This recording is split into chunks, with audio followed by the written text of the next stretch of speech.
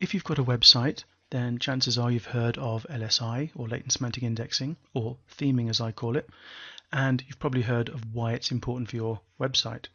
Now, we're going to have a look at that in this video, but before we do, let's just have a little recap on SEO and what's happened, or the major steps that have happened in the history of SEO. Now, when search engines were first around and they were trying to rank pages, it was quite easy to get number one, and you would do it simply by finding keywords you wanted to rank for and inserting them into your page. You can insert them into the title, the meta tags, the H1 header, the content of the page, and so on. And if your competitor was beating you in the rankings, all you do is you'd add that keyword phrase a couple more times, make sure you had the keyword more times on your page than they did on theirs, and you could overtake them in the rankings. Now, that was before Google came along, because Google appeared from nowhere, or it seemed like they appeared from nowhere, and they quickly began to get more and more of the market share. More and more searchers were turning to Google because they were giving more relevant results. Google was becoming number one, and Google was changing the way the pages were ranked. Whereas before it was just the keywords on the page, how many times the keywords appear, and things like that, Google were looking at different ways to try and find more relevant pages, because it was quite clear that the results from a lot of search engines were very spammy. In 2003, Google introduced AdSense. Now, they actually bought the technology from Applied Technology, and if you read the press release, it says Applied Semantics is a proven innovator in semantic text processing and online advertising, said Sergey Brin, Google's co-founder and president of technology. This acquisition will enable Google to create new technologies that make online advertising more useful to users, publishers, and advertisers alike. And just a little bit more about that, Applied Semantic products are based on its patented Circa technology, which understands, organizes, and extracts knowledge from websites and information repositories in a way that mimic human thought and enable more effective information retrieval. So what does all that mean? Well, that means that Google bought a technology that was able to analyze the information on a page, look at the words on the page, and find out the theme of the page by looking at the information. And that's very important, because they wanted to introduce AdSense, where people could put up ads on their website and Google would have to determine the theme of the website and come up with the most appropriate ads to display on that page. So way back in 2003, Google were already way ahead of the field, way ahead of the other search engines in determining what a web page was about. And it wasn't just about the keywords and how many times they appeared on the page.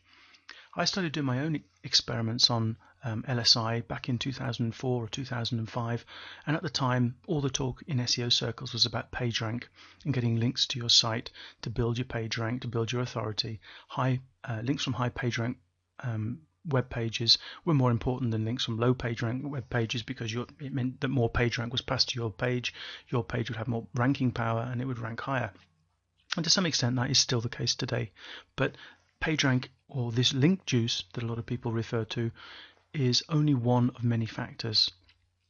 And in fact, in more recent months, it's looking like Google are actually giving less and less credit to backlinks and more credit to other sources or other aspects of their ranking algorithm. But you see, Google wanted to stop the manipulation of rankings. They didn't want pages ranking simply because the keyword appeared so many times. They wanted to show pages that deserved to be at the top of the search rankings. And that's why PageRank was introduced, because if a high quality page, an authority page, is linking to another page, then that page it's linking to must also be good, because otherwise the authority site wouldn't be linking to it, would it? But SEOs picked up on this, and back in 2004, 2005, even up to 2008, 9, 10, everybody was trying to grab links, and Google could see that their system of PageRank as a major ranking algorithm component was flawed because it was being heavily manipulated. So they started to think of different ways in which they could rank pages, in ways that rankings could not be so easily manipulated. And probably rightly so, they turned their attention to content, and the whole concept of quality content came to the fore, and we heard the buzz phrase of content is king. But what makes good content? And what does good content have in common? The way I thought of it is I asked myself a question. I said, how does an expert approach writing content compared to a marketer with very little knowledge on the subject? And the answer was in the SERPs, and that's where I turned and did my research. One of the turning points in SEO or modern SEO as we've known it was when Google introduced Google Raters. Now these are real humans who go surfing the web and checking out the quality of content that they're subjected to. They quite often would have a split screen where they would show two sets of rankings for a particular search phrase, and the Google Raters would have to go down and say that this set of 10 pages is better than this set of 10 pages, and things like that. So Google were actually getting real feedback from real people on the quality of pages, and this was really the beginning of the end for the old ways of SEO, and SEOs had to change. At that time, quality was becoming vital. You had to have a quality website, you had to have quality content. You could do all sorts of black hat techniques to get your pages to the top, but once they were at the top they became very visible to the Google Raters, who then could give them a slap. Or the Google Raters didn't give them a slap, but the Google Raters certainly gave feedback to Google, who were then able to give you a slap if they wanted to. So poor content could rank well through backlinking, but it was always going to be short term, because as soon as real eyes got onto the page, Google would get the feedback, and then Google could take appropriate action. And this is what's happened with Google algorithms over the years. They've been constantly chasing black hat techniques, trying to eliminate loopholes, if you like, in ways that people can get their pages to the top when they don't deserve to be at the top. And backlinking, which was the way that SEOs manipulated PageRank, building up more PageRank for their own site, getting links from other websites. This was the main way that pages got ranked in the old days. So poor content could rank if you throw enough backlinks at it, but it was always going to be short term, because as soon as human eyes got onto the content, then Google would become aware of it, and Google would change their algorithm. They'd make changes which would then eliminate that sort of spam, what Google calls web spam. Now, Google have always stated that backlinking, for the sake of helping your rankings, is black hat and should not be done, and those who do it would be punished. And for many years, webmasters said, well, Google are never going to punish you for backlinks to your site because you can't control the backlinks. Some competitor of yours could throw a lot of bad backlinks to your website and bring your site down. And for a long time, Google agreed with that. Google said, backlinks will not hurt you. So there was no problem with getting loads and loads and loads of backlinks to your website. That is until Penguin came along and Google decided to change the goalposts and make backlinking very black hat and punishable by de-indexing and getting your website ranking penalties. So over the years we've had, in more recent years anyway, we've had Panda, which was there to try and get rid of thin content, Penguin, which was the web spam or over optimization penalty, and then more recently still we've had Hummingbird. And with these three major algorithm changes, you now should be ignoring anyone who talks about loopholes, tricks, staying under the radar, or even guaranteed results. If somebody is guaranteeing you a placement in Google, then the chances are either they're not going to be able to satisfy that guarantee, but you'll be out of time so you can't get your money back, or they'll guarantee you can get rankings but not guarantee what keywords you'll get rankings for. I mean, I can tell you that for any site of yours, I can get you top 10 rankings, I can get you number 1 rankings, guaranteed, but they won't be useful rankings, they won't be keywords anybody searches for. So the best thing we can do going forward is to concentrate on quality content. If we give Google quality content, then Google is going to be happy. But then we come to the question, what is quality content? And it's not the same as unique content. When Google released Panda and Penguin and other updates along the way, a lot of webmasters were complaining that Google has penalized them and they wrote all the content themselves, it was unique. Well, unique content is not necessarily quality content. Google don't want unique content, Google want quality content, and quality content is the content that provides the visitor with what they want.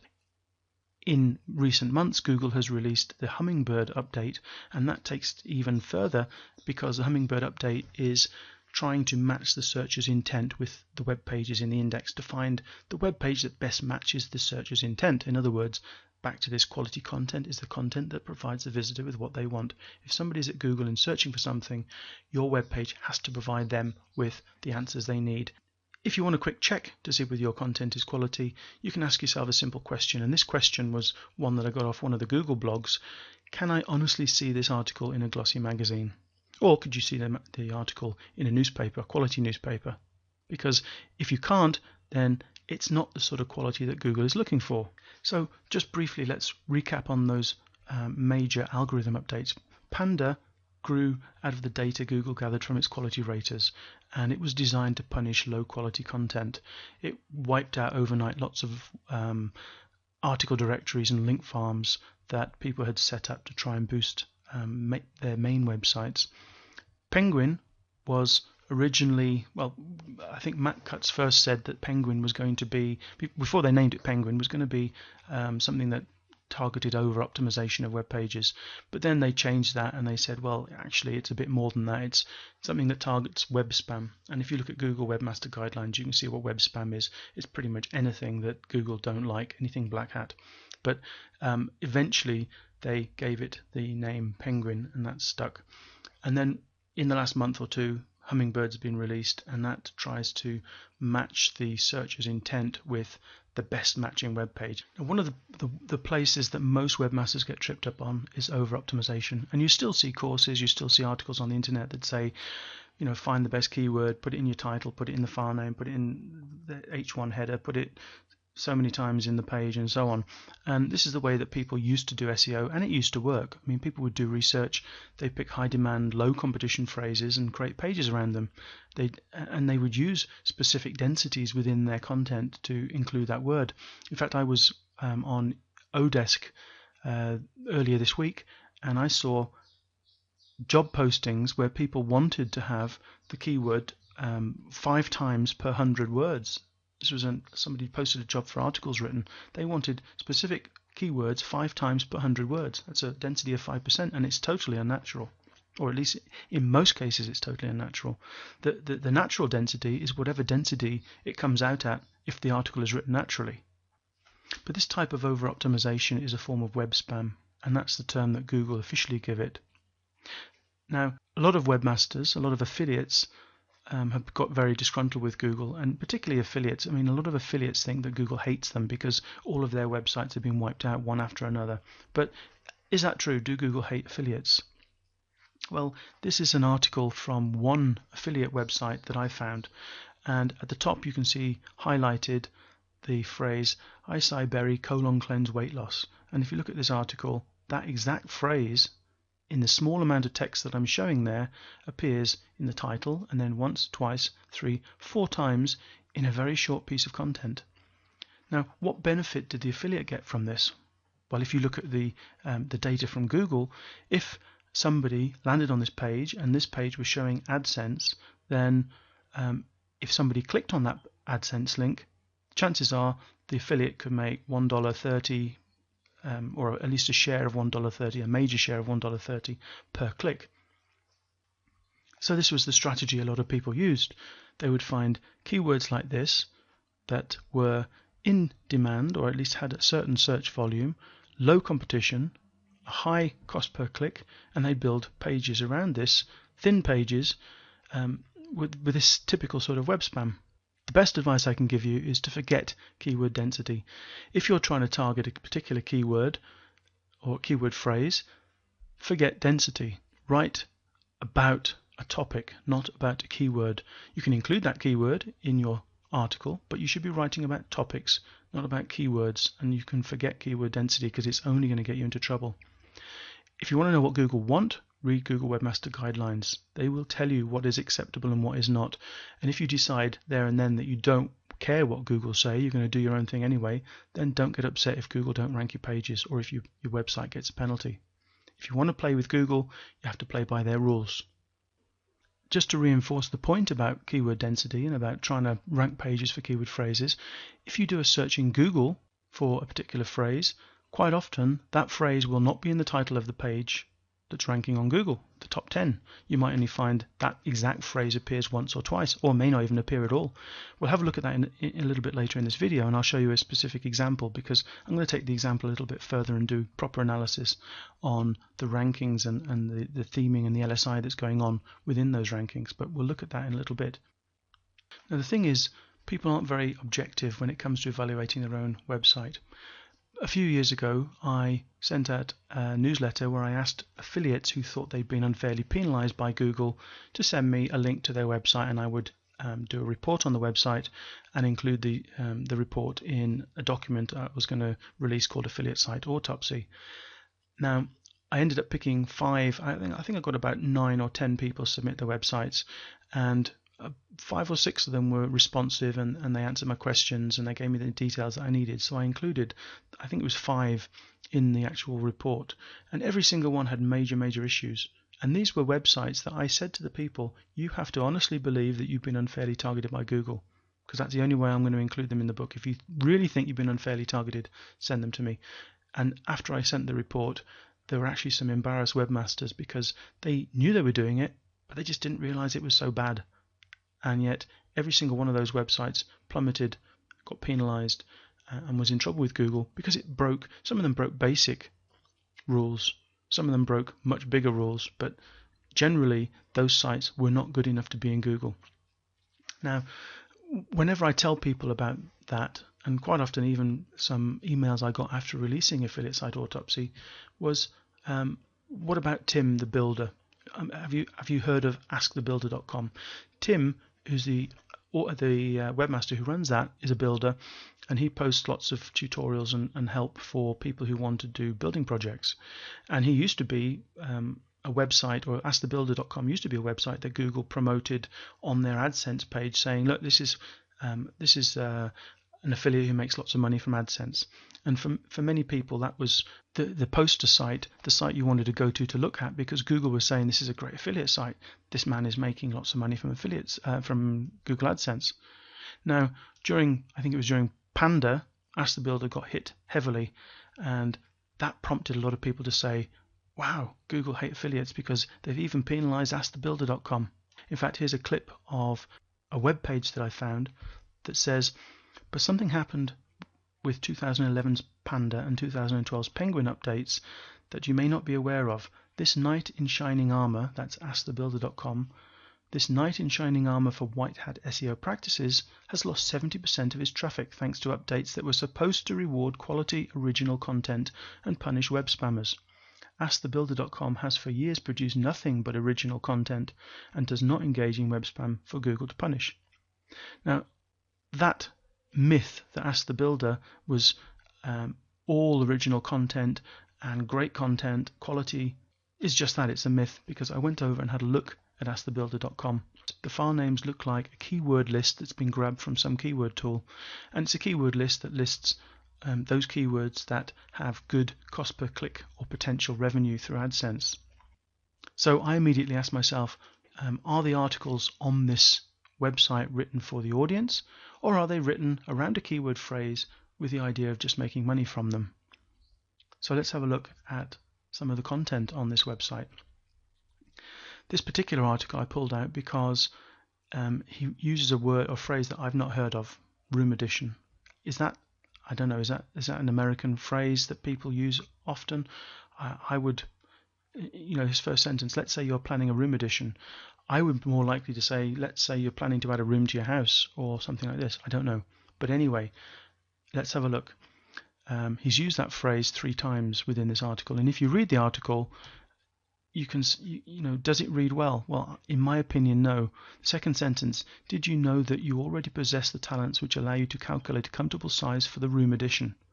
And then the last sentence, there are many affordable computer design programs that will draw your planned room addition. It just sounds strange to me, and quite often you can pick out articles that are written around keywords because a keyword is repeated like this and it doesn't read naturally. If we have a look at the potential earnings from the phrase room addition, you can see there that the cost per click is anywhere from this is euros by the way, €2.72 up to €4.28 per click. That means that if somebody landed on this Room Edition page that had AdSense and clicked on an ad, then AskTheBuilder.com would get a big share of between $2 and $4. It's my opinion that this page was written around the keyword phrase with monetization as the main objective, not to help the visitor. If you look at the sitemap, you can see that there are actually two articles, one Room Editions, the other Room Edition. Those are the titles. Now, why is the two articles, Room Editions, Room Edition? Surely those could both be rolled into one article. But then if you're monetizing your site and trying to create pages around keywords like these ones, you can see that Room Edition has a cost per click of $2.72. Room Editions has a cost per click of $2.85. So again, this is just more evidence to say that this guy picked the keywords first and wrote the articles around the keywords with the idea that he wanted a share of this money. Now everybody was doing that. I'm not just having a go at Ask the Builder. Everybody was doing this back then, but clearly it's not quality content, and so those people saying that Ask the Builder got unfairly penalized really didn't look at the website very clearly. Here's a bit more content on Ask the Builder. This is one of the Room Edition pages. Although a Room Edition project may seem somewhat insignificant than building a new home, they are nearly identical in complexity. In many respects, building a Room Edition requires far greater skill. Not only do you have to make sure the Room Edition matches, and it's not very good, is it? If we carry on with that, you can see Room Edition, Room Edition, Room Edition, and then down related articles, DIY Room Edition in 7 weeks, Room Editions, Room Edition, task timing. The article itself had 794 words, and the phrase Room Edition appeared 16 times. That's a density of 2%. Now, 2% may not sound very much, but in a naturally reading article, it's an awful lot, especially if the phrase doesn't make a huge amount of sense or isn't the most logical way of actually writing it. So, even 2% density is way too much for most phrases. If we have a look at the sitemap, we'll also find these two URLs, Home Design Software Video, Home Design Software. Now, is there enough information on these pages to actually create two separate pages, or could you not put the Home Design Software video in the article about home design software? That would make more sense. But again, if you're targeting specific keywords and you want to rank for specific keywords, then the old way of doing it was to create two separate pages, one for each keyword. Now, the other problem with a lot of the content on this site that I looked at was that the content really wasn't very good quality. There was a fair bit of waffle, and I can show you that from this particular article. If you read the first sentence that I've highlighted, it says, "It is important to note that these programs, in my opinion, are not meant to replace an architect or interior designer." And then later in the same article, "These programs are not intended to replace an architect." Saying the same thing, but said twice. There's no point, it's just waffle. It's trying to increase the word count of the article. And if we look at a bit bigger part of this article, you can see the highlighting that I've done on there. The first one, by using one of these simplistic programs, you can actually draft a floor plan, create elevations, pictures of how walls will look, and even do a walk through 3D tour. Later in the article it says, "Many of these programs are similar in several respects. You can develop floor plans, elevations, and often take a tour of what you've created." Saying the same thing, and it's said twice in the same article. The next highlight, "Many of these programs cost less than $100. And then a little bit later, "Most of these programs can be bought for the same amount of money you might pay an architect for 1 hour of his or her time." Referring to the amount that it costs twice. It's just padding it out. And then the final highlight, "If you have the slightest amount of interest, you can possibly plow through much of the preliminary design work." And then later in the same article, "You can do a lot of your own preliminary work and produce computer-generated ideas in a jiffy." Now, when you look at pages like this and articles like this, you can see, can't you, that it's not quality content. You can't imagine this article in a glossy magazine or a newspaper.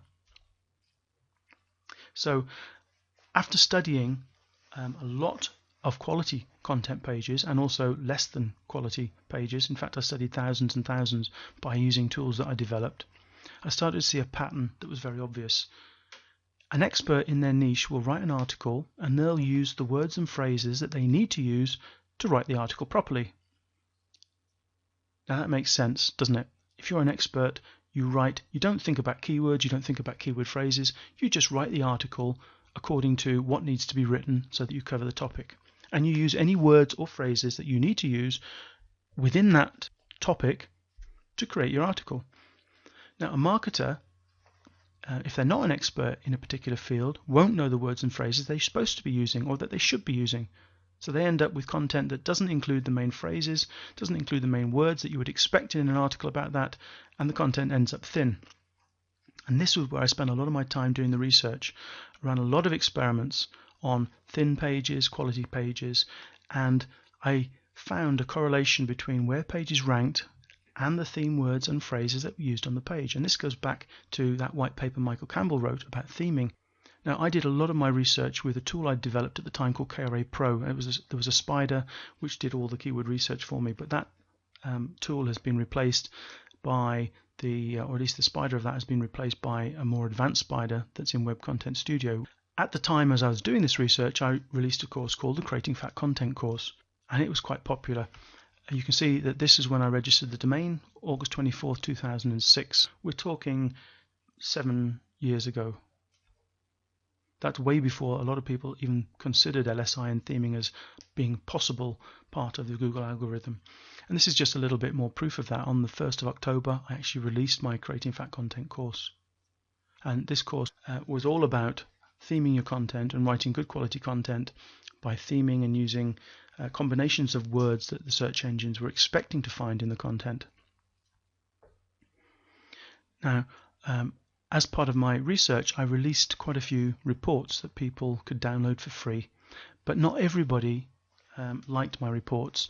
And in fact, one website in particular I wrote about in my newsletter in 2008. I wrote, "Not everyone agrees with my ideas. I had a bit of a run-in with someone last week who took exception to my theme reports and videos and suggested that there is absolutely no correlation between theming and how well a page ranked. He claimed that my reports simply picked out pages that fit my theory and ignored those that didn't, so that I could sell more of my own products. I won't go into all the details, but you can read his appraisal of me and my work on his website." And I gave the URL. Now, after I released this in my newsletter, a lot of my newsletter readers went over to the web page, to the review of me, and left comments. And within 24 hours, this guy had closed his comments and deleted all the comments from my readers. And he said on his page that comments had been closed because he'd received a lot of spam. And that spam was basically my readers who'd been following my progress and reading my reports and trying out the theming for themselves, who agreed with my ideas. It was them going to that page and leaving their opinions of his review of me. But rather than try to answer their comments, he just closed comments and deleted all of their comments. Now, what did he take exception to, or what was my report that he took exception to? It was a report called Gestational Diabetes. In fact, no, it wasn't. It was one before the Gestational Diabetes.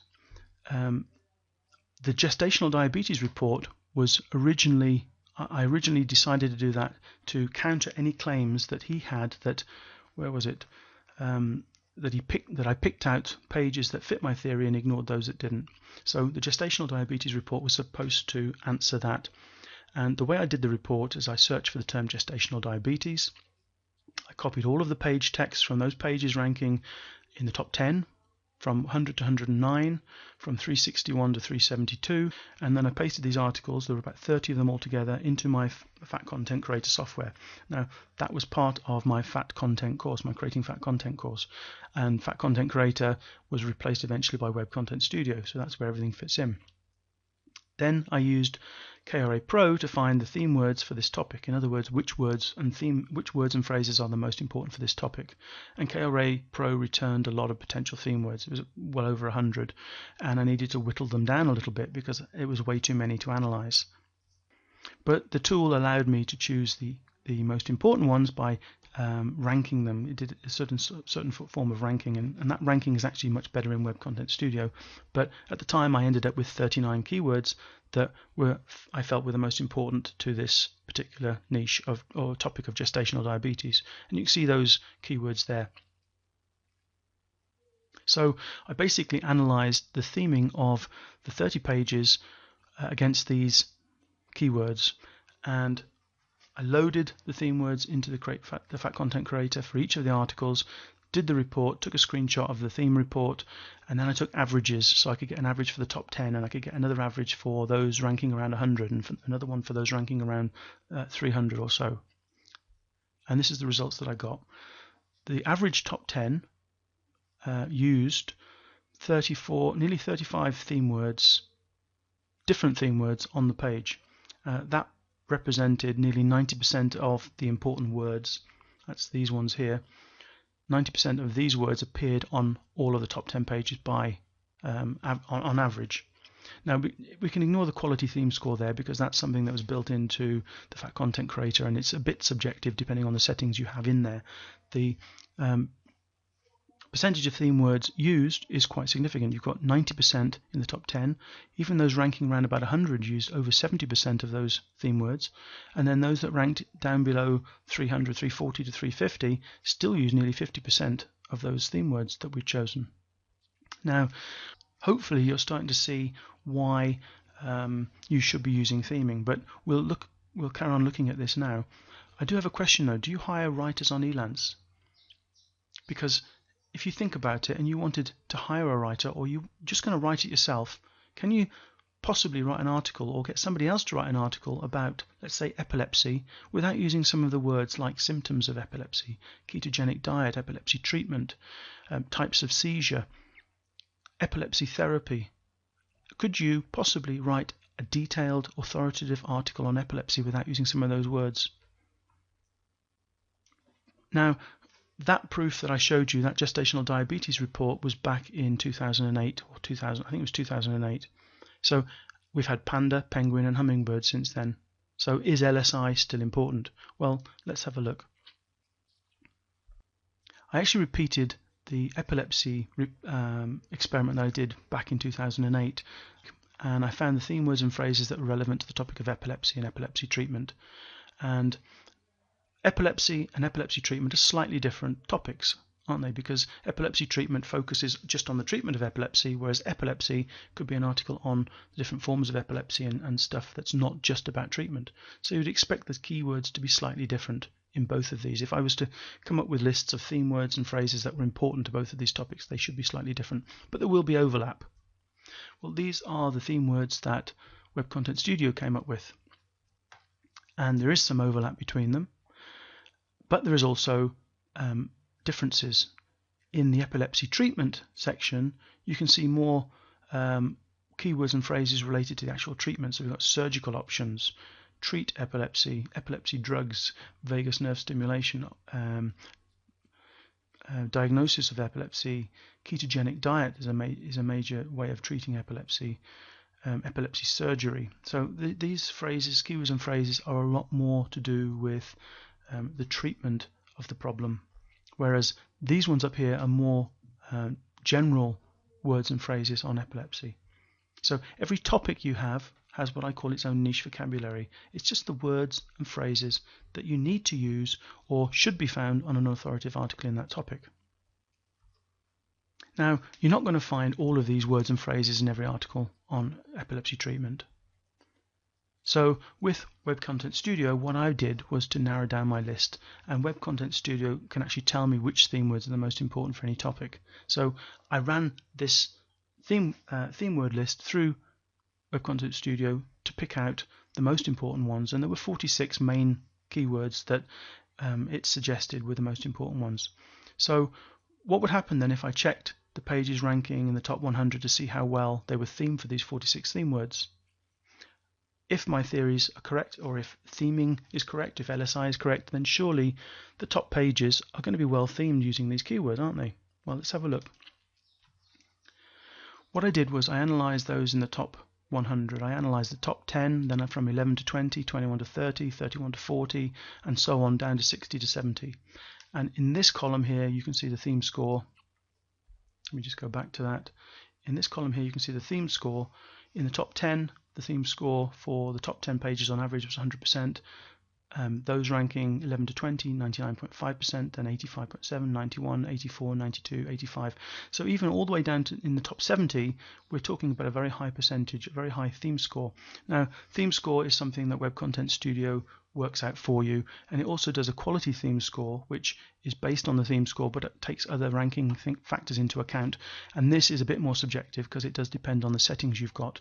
But where this becomes more useful is when you're writing your own content, not analyzing other people's. When you're writing your own content, to make sure that you're staying within the rules that you set. But even the quality theme scores of all these pages are very good. Perhaps more important than this, we can have a look at the percentage of theme words used. So I had, 46 theme words, and those pages in the top 10 on average used 89% of them. At 11 to 20 positions, they used close to 80%, 70%, 70%, 66%, 77%, 65%. So this is actually higher than the results I got back in 2008. This is more percentage theme words used all the way down to 70. But what happens if you go beyond 70? If you look at the phrase epilepsy treatment in Google, you'll find that there's over 24 million pages or 24 million results, and it would be great to be able to analyze all of those and see how the theming drops off as you go down the pages, but it's impossible because it's too many. But is it impossible to analyze the pages that Google says are important? Because if we go to the last page of the search results, and basically you can see here at the bottom I've got 4 pages of search results. That's because I got Google to show me 100 pages at a time. It says here, in order to show you the most relevant results, we have omitted some entries very similar to the 325 already displayed. That means Google only considers 325 of these pages relevant enough for this particular search phrase. That's quite shocking for a lot of people. 24 million pages Google knows about, but only 325 that it thinks are good enough to show in the search results. Because all the other 24 million, they're all very similar to these pages, which should tell you something about the way you should be writing content.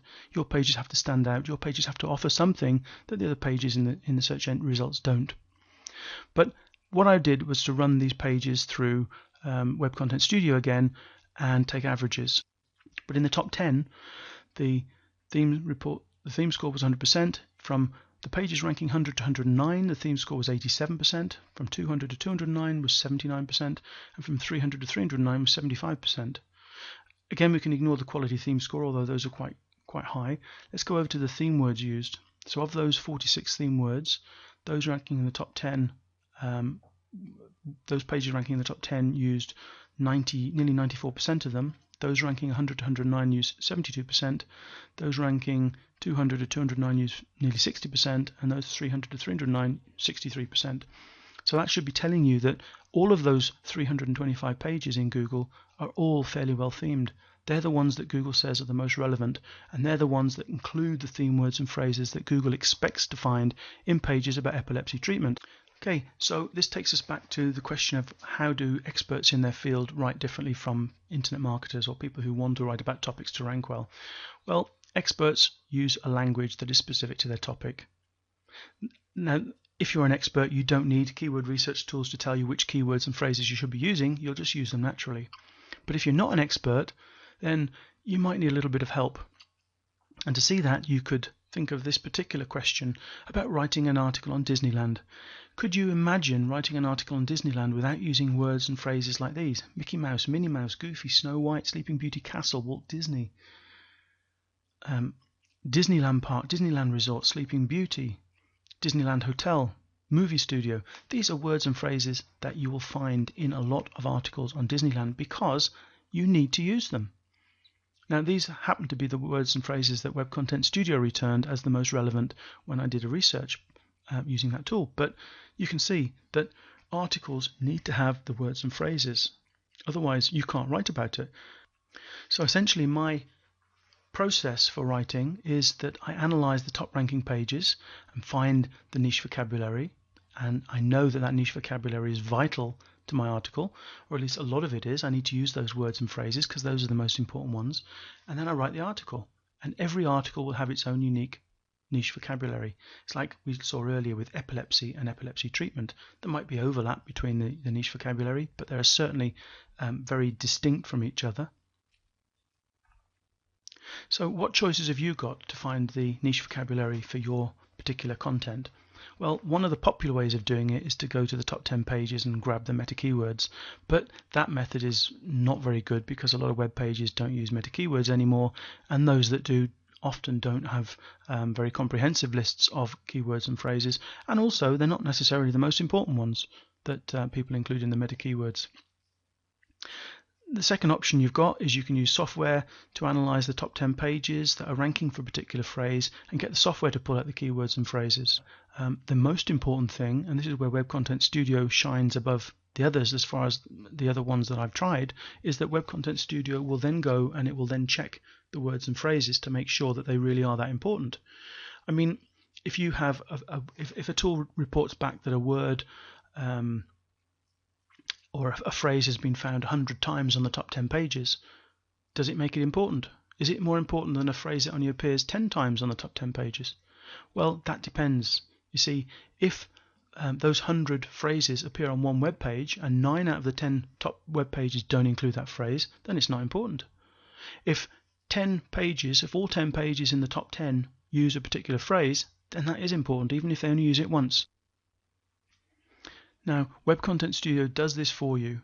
It will find the most important words and phrases.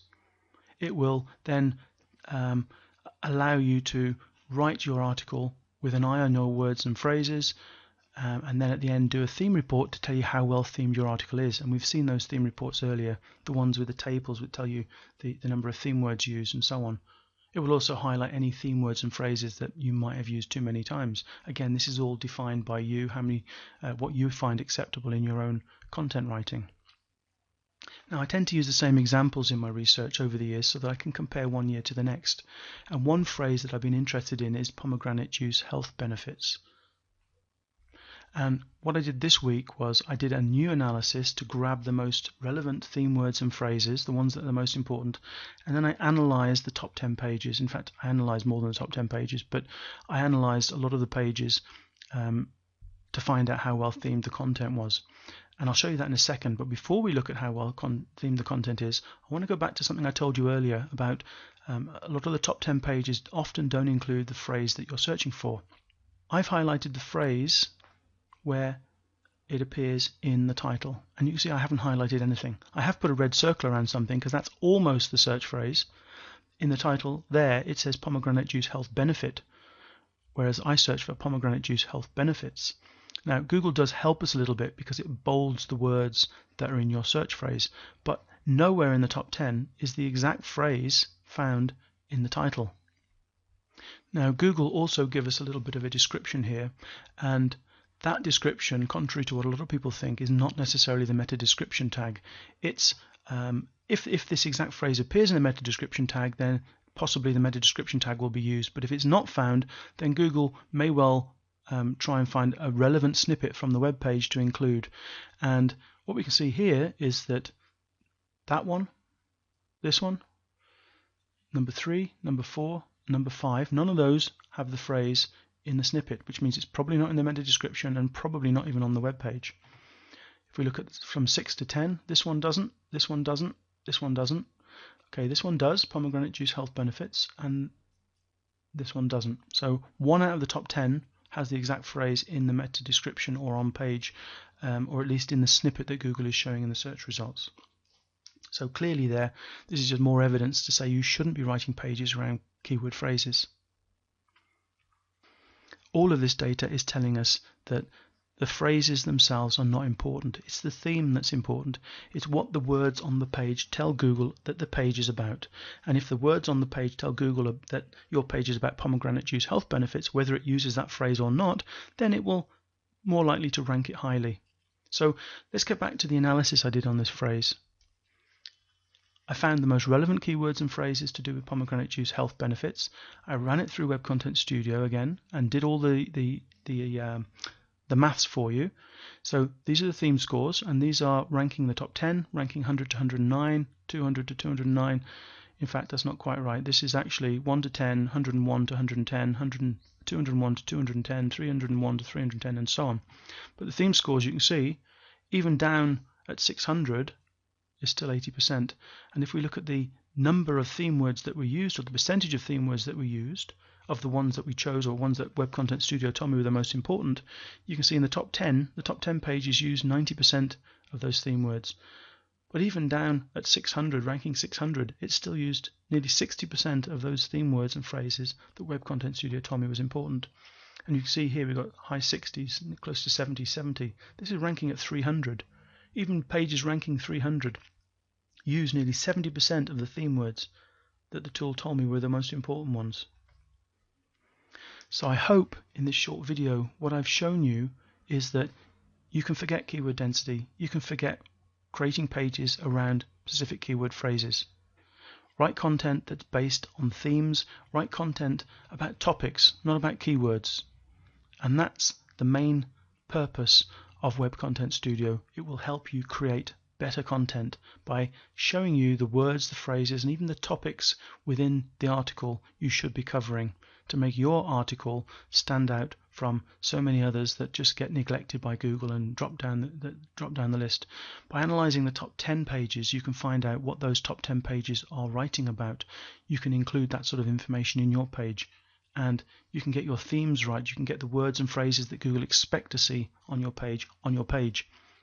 And so to answer the question, is LSI still important? I think if we go back here, you can see that these were analyzed yesterday. That's October 16th, 2013.